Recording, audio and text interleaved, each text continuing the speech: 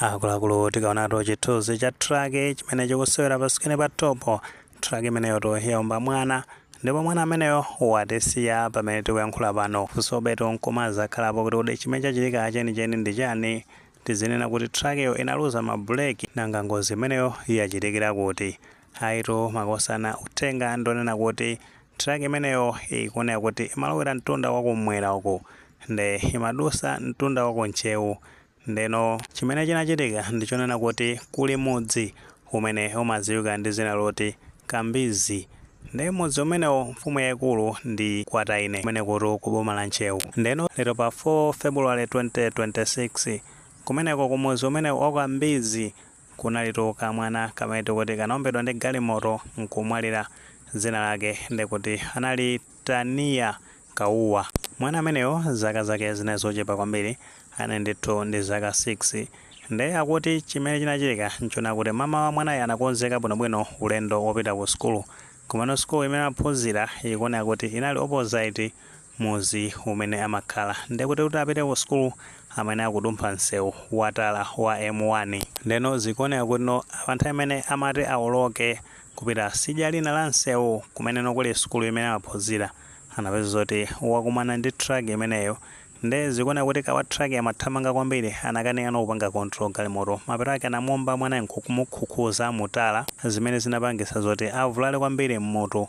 Nde posatira zimenezi anapeza zoti anthu anatenga mwanayo kuthamangira naye ku chipatala chimene chili pafupi potengera kuti ngozi imeneyo yachitika chigawo cha Nsipe. Ndi anapita naye ku Nsipe.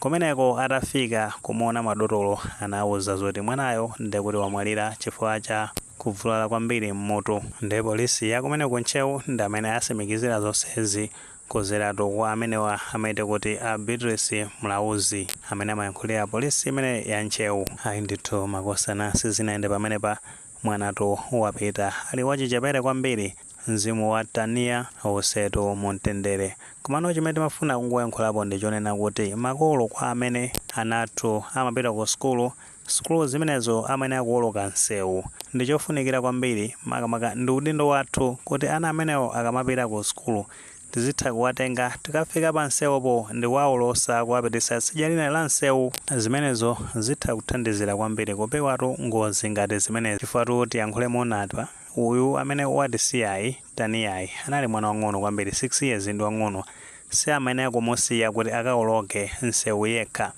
Ziganizo zimene amapanga mwana wa 6 years sitingafanizire ndi munthu wankulu. Kuganiza kumakhala kopewera kwambiri. Ndi ngati makolo ndi udindo wathu ndithu kuteteza ana athu.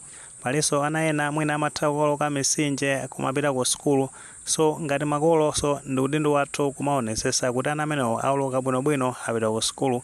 Ngati nkotheka so pa nthawi imene akuweruka ku skulu tikawadikirire kumeneko ndi kuwawolosa kandi msinjewo ngati nkotheka kaya inde kuti ninsewu kuwawolosaso kuti akhale safe kuposaposa ngati side yomwe timakhala kuli skulu kuli bwino ana amenewo azipita skulu zimenezo. Nawo kwa magayi amene timakhala tikuyendesa galimoto pa msewu tikhupe kuti munthu akamapeza zoti amupasa license kulodi traffic amene zoti waphunzira skulu bwinobwino yokhoza nato ndi kayendedwe kapa msewu kumene kujaso kuli kabuku kajako kamene amati K53. Nawo kabuku kamene kajawo ndikunena kuti kali ndi information yokhuza amene tingayendere pa msewu.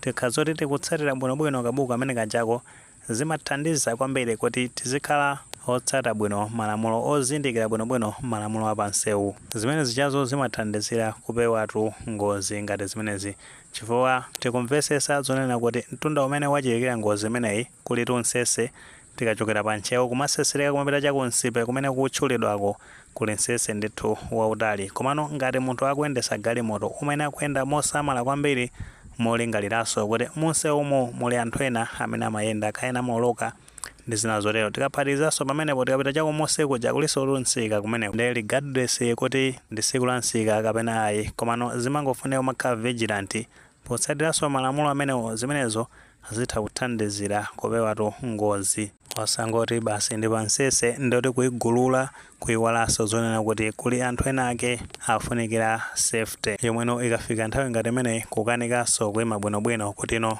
asakumane ndi ngozi.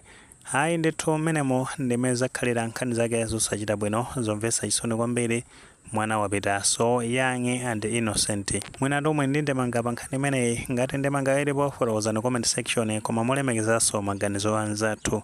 Musaiwale kupanga like video imeneyi komanso kupanga subscribe channel chimene cha Fox Ma News 8 ndi chongoti nkhani zambiri zikamachitika ndoto zitha kutifikira mosavuta.